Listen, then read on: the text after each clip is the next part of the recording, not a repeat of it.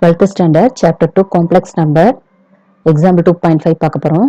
Let z1 z2 and z3 be complex numbers such that modulus of z1 modulus of z2 modulus of z3 equal to or greater than 0 and z1 plus z2 plus z3 not equal to 0 ன்னு கொடுத்திருக்காங்க. Prove that modulus of z1 z2 plus z2 z3 plus z3 z1 by z1 plus z2 plus z3 equal to r ன்னு கொடுத்திருக்காங்க. அதாவது given part வந்து நமக்கு என்ன கொடுத்திருக்காங்க, modulus of z1 equal to z2 equal to z3 equal to r ன்னு கொடுத்திருக்காங்க. So நம்ம வந்து இந்த பார்ட் வந்து நம்ம ப்ரூவ் பண்ணணும். ஸோ சொல்யூஷன் போகலாம்.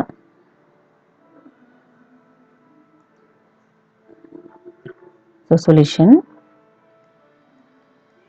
இப்போ வந்து நம்ம given part என்ன கொடுத்திருக்காங்க, modulus of z1 equal to modulus of z2 equal to modulus of z3 இது வந்து r ன்னு கொடுத்திருக்காங்க.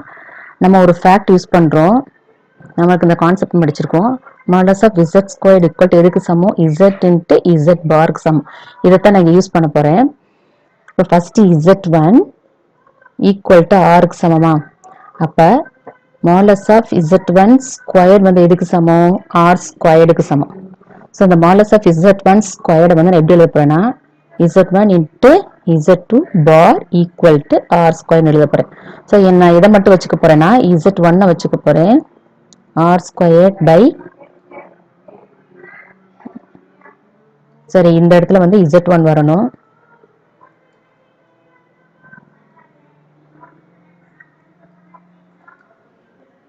z1 bar. So z1 bar நான் இதை வச்சுக்க போறேன், z1 the whole bar இதை கீழே கொண்டு போறேன். ஸோ நம்ம ப்ரூவ் பண்ண வேண்டியது இந்த பார்ட் தான் நம்ம ப்ரூவ் பண்ணணும்.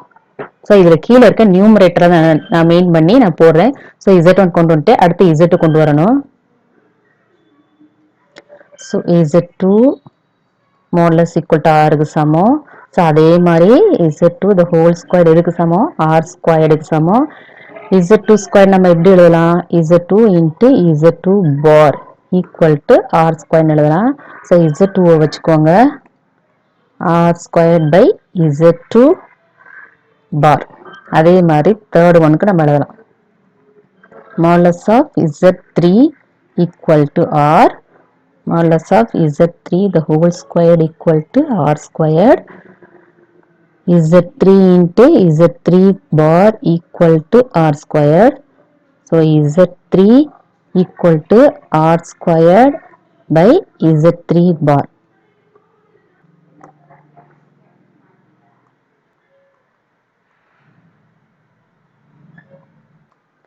இப்போ நம்ம என்ன கண்டுபிடிச்சிட்டோம், z1 கண்டுபிடிச்சிட்டோம், z2 கண்டுபிடிச்சிட்டோம், z3 கண்டுபிடிச்சிட்டோம். இப்போ இது மூணு நான் ஆட் பண்ண போறேன். So z1 plus z2 plus z3 equal to என்ன கிடைக்கும் எனக்கு, r squared by z1 bar plus r squared by z2 bar plus r squared by z3 bar கிடைக்கும். இப்போ வந்து r squared எனக்கு எல்லாத்துலயும் பொதுவா இருக்கிறதுனால வெளியே எடுத்துக்கிறேன். ஸோ r squared வெளியே எடுத்துட்டு நம்மளுக்கு என்ன கிடைக்கும், 1 by z1 bar plus 1 by z2 bar plus 1 by z3 bar. இப்போ இது எல்லாத்துக்குமே LCM எடுக்க போறேன். ஸோ r squared வெளியே வச்சுக்கலாம். LCM எடுத்தா கீழே என்ன இருக்கு நம்மளுக்கு, z1 bar z2 bar z3 bar. So இப்போ மேலே பார்த்தீங்கன்னா கீழே இருக்க LCM நம்ம கம்பேர் பண்ணும்போது z1 இருக்கு. So remaining z2 into z3 bar ஆல மேலே மல்டிப்ளை பண்ணப்ப மேலே இங்க இருக்கு நம்ம நியூமரேட்டர் என்ன கிடைக்கும், z2 bar z3 bar plus கீழே வந்து z2 இருக்கிறதுனால மேலே என்ன வரும், z1 bar z3 bar plus அடுத்து இங்க லாஸ்ட் டேர்ம்ல வந்து z3 இருக்கிறதுனால நம்மளுக்கு z1 bar into z2 bar கிடைக்கும். ஸோ இதுதான் நம்மளுக்கு கிடைச்ச z1 plus z2 plus z3. இப்போ நம்மளுக்கு வந்து ப்ரூவ் தட்ல வந்து மாடுலஸ் தான் கேட்டிருக்காங்க, அதனால நான் மாடுலஸ் எடுக்க போறேன். So modulus z1 plus z2 plus z3. So ரெண்டு பக்கம் நான் மாடுலஸ் எடுக்க போறேன். So r squared, so z2 z3 bar plus z3 bar plus z1 bar is 2 bar So by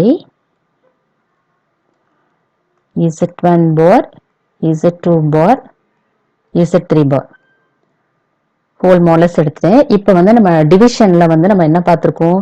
இப்போ 1 by Z1 by Z2 வந்து இந்த whole modulus வந்து எதுக்கு சமம்? modulus Z1 by modulus Z2 க்கு சமம். ஸோ இந்த கான்செப்டை யூஸ் பண்ணி நான் அந்த டிவிஷனை வந்து நான் தனித்தனியாக பிரிக்க போறேன். ஸோ திஸ் equal to மேலே மட்டும் தனியாக மாடுலஸ் போட்டுக்கோங்க. r squared Z2 bar Z3 bar plus Z1 bar Z3 bar plus Z1 bar Z2 bar. இது வந்து மேலே மாடலஸ் பிரிச்சுக்கிட்டு அதே மாதிரி இந்த கான்செப்ட் அப்ளை பண்ணி கீழே பிரிச்சுக்கிறேன். Z1 bar Z2 bar Z3. இப்போ அடுத்து என்ன செய்யறேன்னா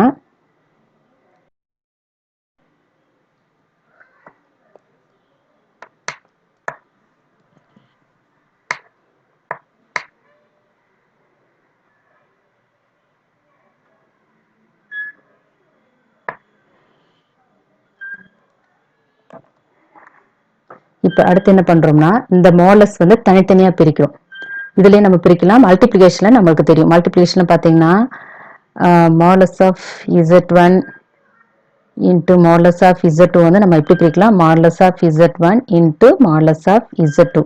ஸோ அந்த கான்செப்டை யூஸ் பண்ணி பிரிக்கலாம்.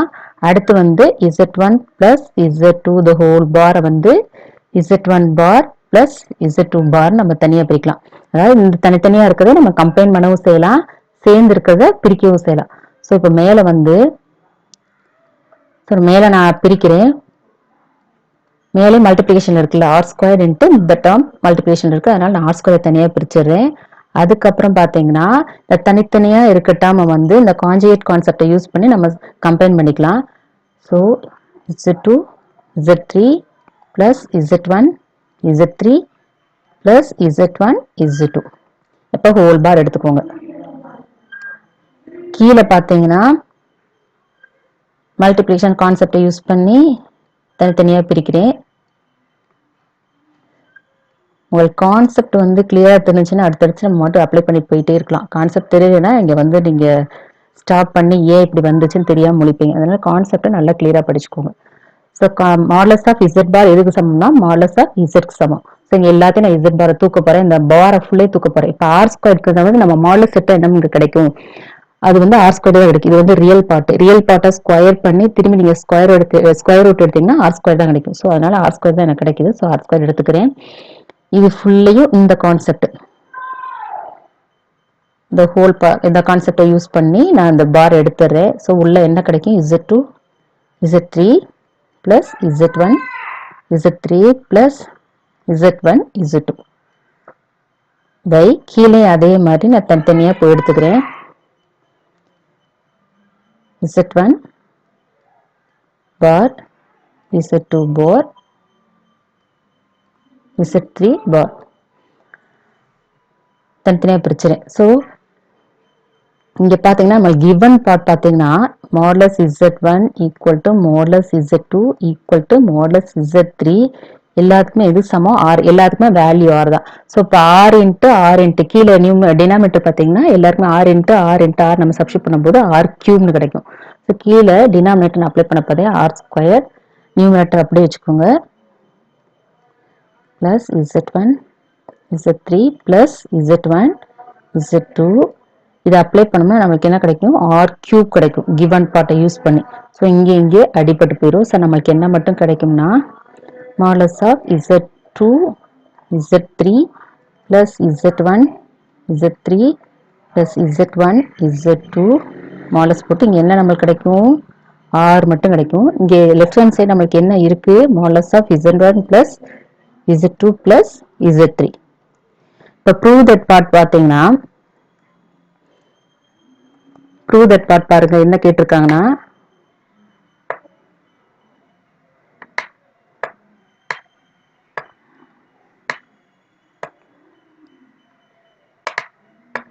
பாத்தீங்கன்னா உங்களுக்கு என்ன கேட்டிருக்காங்க, மாடலஸ் ஆஃப் இந்த பார்ட் கேட்டிருக்காங்க. ஸோ இது ஈக்குவல் டு ஆர். ஸோ நமக்கு லாஸ்ட் டேர்ம் ஃபைனல் டேர்ம் இந்த கிளியரா இது க்ளோஸா வந்துருச்சு. ஸோ ஃபைனல் டேர்ம் பாருங்க.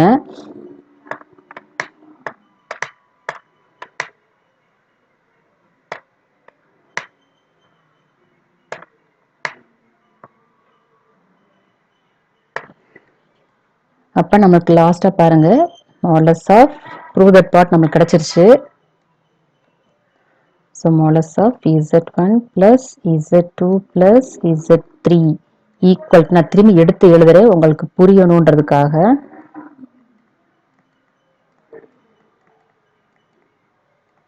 By R. இப்ப வந்து இதை வந்து இந்த பக்கம் கொண்டு வந்துருங்க, ஆரை வந்து இந்த பக்கம் கொண்டு போயிட்டீங்கன்னா உங்களுக்கு கரெக்டா கிடைச்சிரும்.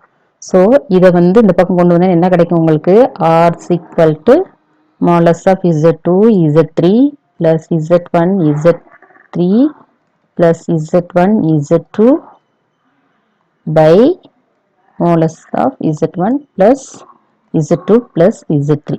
இதுதான் நம்மளுக்கு prove that formல கொடுத்தது. ஸோ நம்ம ப்ரூஃப் பண்ணிட்டோம். ஸோ ஹென்ஸ் ப்ரூவ் போட்டு முடிச்சிருங்க.